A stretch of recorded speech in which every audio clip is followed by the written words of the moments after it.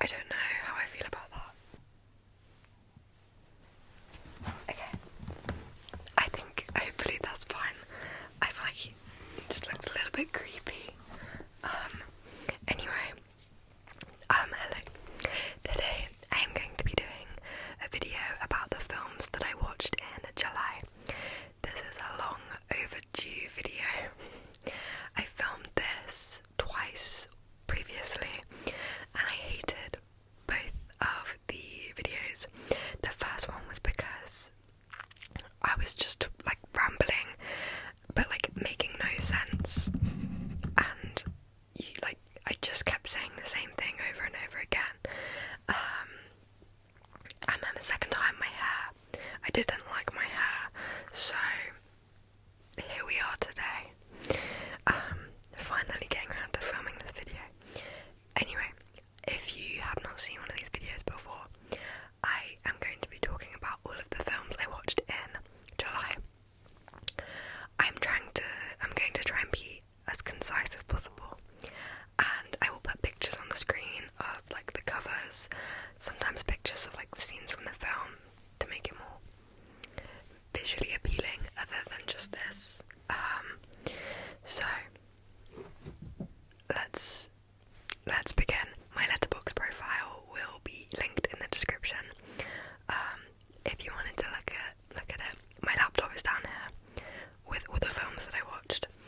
So the first film I watched in July was A Family Affair, which is a Netflix, I think it's a Netflix original, and it's just cringy. It's a very cringy rom-com that has Zac Efron, Nicole Kidman and Joey King in it. And Zac Efron plays a movie star, Joey King is his personal assistant, and Zac Efron falls in love with his assistant's mum, played by Nicole Kidman. That is basically the plot of the film. I rated it 3 stars out of 5. Some might say that's too high. I enjoyed it, but I'm not gonna rewatch it, so maybe thinking about it should probably be like lower. But I'm really bad at giving out anything lower than 3 stars, because I feel like I'm being mean, which I guess I am being mean. But anyway, the next film I watched was Fly Me to the Moon. I watched this in the cinema, and it's about the Apollo 11 mission to the moon, or like it's about all of the Apollo missions, and it's about the faking of the moon landing, in quotation marks, because who knows. And it takes place like in NASA, at NASA. It's got Scarlett Johansson and Channing Tatum in it, and I liked this film more than I thought I would. I rated it 4 stars out of 5, which again some people might disagree with, but I personally really enjoyed it. I thought Scarlett Johansson was really good in this film, and I just like the whole concept. It's a little bit different. I have not watched a film about the moon landing. I don't know if that's just me. Maybe I haven't branched out into the space film world, but anyway, I liked it. I would recommend it. I then saw Longlegs in the cinema. If you know me, which you probably don't, I hate scary films, scary things in general, but more specifically like jump scares and like excessive gore and like suspense. Like if I don't want to be on the edge of my seat, I want to be in the seat, comfortable. I don't want to be on the edge of my seat. But this was not like that at all. This was like in a good way, full of tension and suspense, but it wasn't a jump scary horror. It was more of a thriller. So, Longlegs is about a serial killer called Longlegs, and the film follows an FBI agent played by Micah Monroe, who is trying to stop Longlegs. And I thought Micah Monroe's character was really interesting. I really liked her as a character. And I enjoyed this film. Although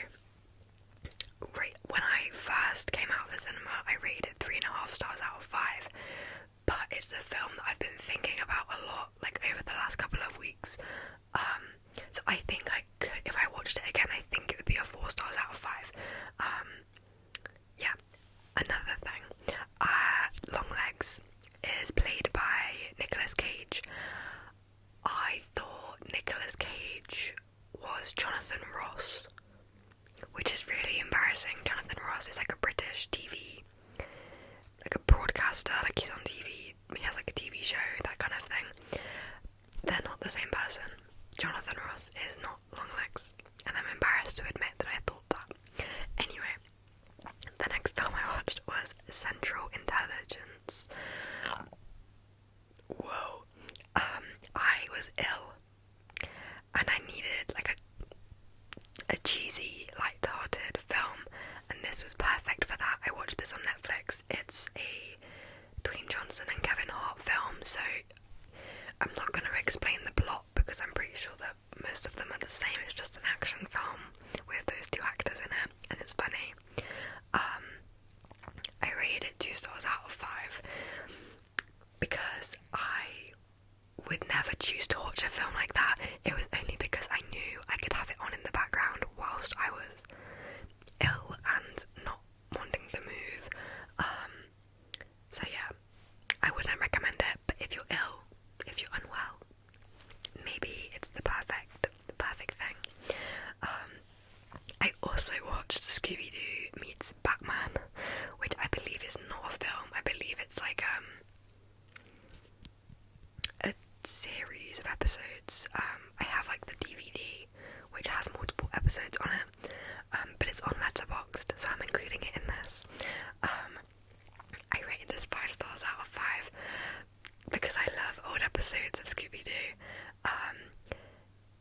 It is really bad. Like there was a lot of scenes where, like, Batman's costume, he has like grey legs, like he's got grey tights on, but then there was some scenes where the animators hadn't given him any tights, so he was just wearing like the blue part of his costume and he had like bare legs, and it was really weird.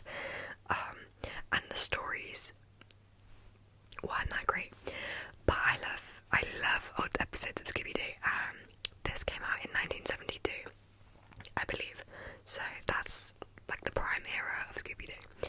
I also watched Mr. Benn, which is not on Letterboxd, but I will tell you about it anyway. And it's like, I think this came out in 1971. I think, let me Google it. But Mr. Benn is just like a really like comfort animated series that I also have the DVD of. Anyway, the next film I watched, also whilst I was ill, was Avengers: Age of Ultron. This was because I watched Fly Me to the Moon, and I saw Scarlett Johansson, and I thought, I've not seen her in a film in a while. I don't know why I picked Age of Ultron out of all of her films. I really want to rewatch Lucy and Lost in Translation, but for some reason I picked Age of Ultron. This used to be my favourite Avengers film, and I have no idea why, because it's definitely not my favourite Avengers film. I rated it 3.5 stars out of 5. I don't know if it's because I've seen it too many times, but like now I won't watch Age of Ultron for like a while, because I have no interest in watching it again. If you've not seen it, I'd recommend it, but alongside the rest of the MCU. Anyway, then I watched Under the Bridge, which is also a TV show, but it's on Netflix. It's on Letterboxd. I don't know why I said Netflix. Under the Bridge is a TV series on Disney Plus with Lily Gladstone in it. And Under the Bridge is based on a true story. It's the story of Rena Vac, who was a 14-year-old girl who was murdered by her friends. Like, the worst time for my phone to run out of storage. Anyway, it follows the life, how she got to know these friends, her relationship with these friends, and then how they bullied her, and then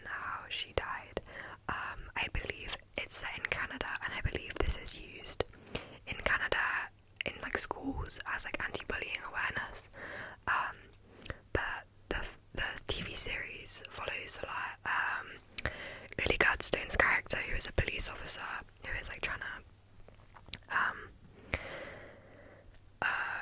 find out who killed Rena Berg, and it also follows Riley, I don't know how to pronounce that last name, I'll put it on here, who is a local author who is writing about young girls in Victoria, which is where it's set. And it also follows all of the teenagers. It was disturbing, it was disgusting, sometimes it was beautiful, other times it was just awful, and I rated it, where's it gone? I rated 4.5 stars out of 5, and I just thought it was a really powerful piece of television, and I would highly recommend it. Yeah, it's on Disney Plus. Then I watched Certain Women. If you can tell, Lily Gladstone is, I don't know, I'm watching a lot of films with Lily Gladstone in at the moment, and Certain Women has Lily Gladstone in it. It's a film which is kind of split into 3 parts, and it follows the lives of different women. The first part, it's about Laura Dern, Laura Dern is in the first part, who plays a lawyer, and she's like looking after a client, and the second part follows Michelle Williams' character. She's a mum and a wife, and then the third part is Lily Gladstone and Kristen Stewart. Lily Gladstone plays someone who works on a ranch, and Kristen Stewart is a law student, I believe, yeah. And it just kind of follows their lives in this like I think it's Midwest, like small town vibes, like there's literally nothing happening, and it kind of just follows their lives, and that is the story of like these, I think the synopsis describes it as following the story of strong-willed women trying to like work their way through life in a very depressing like environment. The film is almost comforting, but in like a really lonely and like melancholic way, because the environment they're in is just quite depressing, but then also the situations they're in like are also kind of depressing. But it's a very beautiful film. I rated it 4 stars out of 5. It is quite a slow-paced film, but that was fine with me. Next, I watched Fancy Dance. Guess who is in Fancy Dance? Lily Gladstone. I got an Apple TV free trial, like a week's free trial, just so I could watch this film. It did come out in the cinema, but only for like a week, and there was only like 1 showing per day, and I couldn't go, and I was so annoyed. Anyway, I finally watched it, and I loved it. I'll read the synopsis, because every time I've tried to explain this film, I do it in a really poor way. So, it's not gonna load. I don't know what's going on with my Wi-Fi. So, it follows Lily Gladstone's character, who is called Jax, and her niece, who is played by Isabel DeRoy Olsen, who is called Roki. So, following her sister's disappearance, Jax and her niece Roki must stick together. Desperate to keep what's left of their family intact, Jax and Roki defy the law and hit the road on a journey to the Grand Nation powwow in Oklahoma City. It's kind of like a runaway. They like run away together, and it just follows them on the adventure. I thought this was really beautiful. I thought both of the actors were really like incredible in this film. I'm not saying that just because it's Lily Gladstone, but Isabel DeRoy Olsen was really good in it as well. I would highly recommend this film. I really loved it. Yeah, I have nothing else to say. It was really good. Then I watched Lady Bird on Netflix. I've never seen Lady Bird. It's always recommended to me, and for some reason, sorry, my throat made a weird noise again. For some reason, I've just never I don't know, it just never drew me in, but I decided to watch it. And Lady Bird it has Saoirse Ronan, Laurie Metcalf, Timothy Chalamet. There's quite a lot of people in it. And Lady Bird is played by Saoirse Ronan, who is a high school student in Sacramento, and she wants to go to college far away. She wants to go to New York, and she has a complex relationship with sorry, I have a really itchy nose. Sorry, that was way too much information. She has a really complex relationship with her mum. There's one really I don't know if it's famous, but I still remember it. There was one scene where she's trying on I think a prom dress with her mum, and Saoirse Ronan's character just turns around and goes, "Do you even like me?" And her mum responds, "Of course I love you," because her mum loves her because she's her daughter, just because they're related by blood, but or just because they're in the same family. But does the mum actually like her daughter? Does she like her hobbies? Does she like her attitude towards things? Does she like her opinions, her interests, things like that? No. I thought this was really good. I rated it 3.5 stars out of 5 because I feel everything with Saoirse Ronan in it, I love. Little Women, I love. Ammonite, I really liked.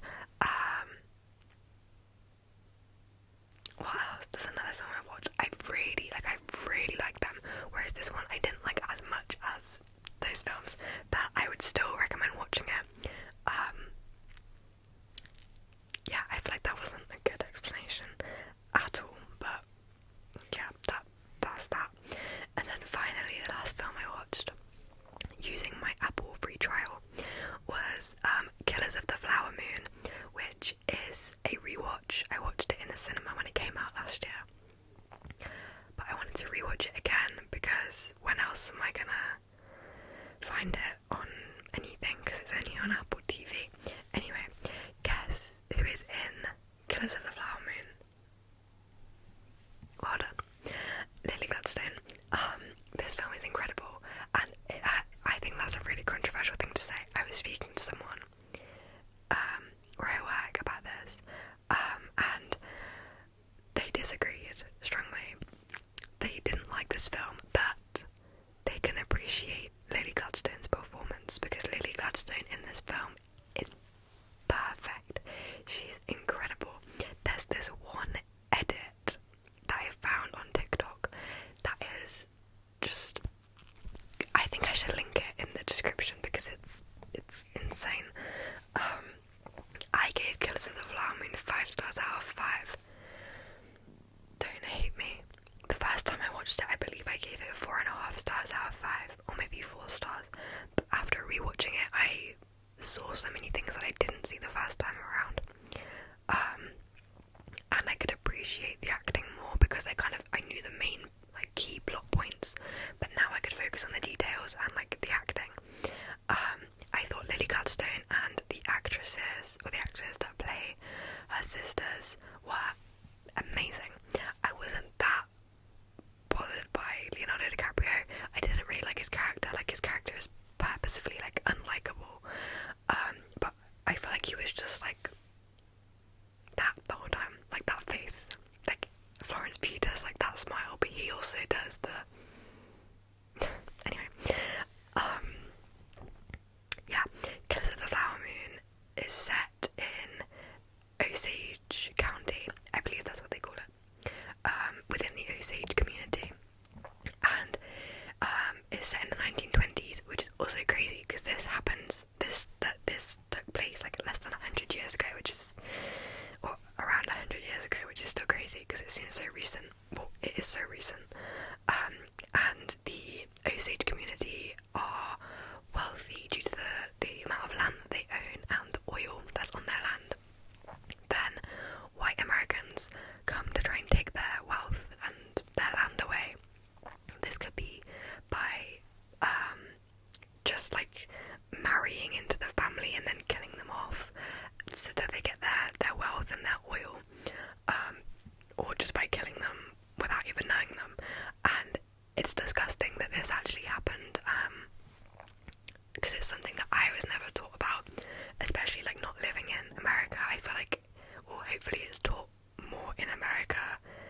is American history, but like it's something that I was never taught about in schools, and I thought it was really important as a stepping stone into like the world of Native American history.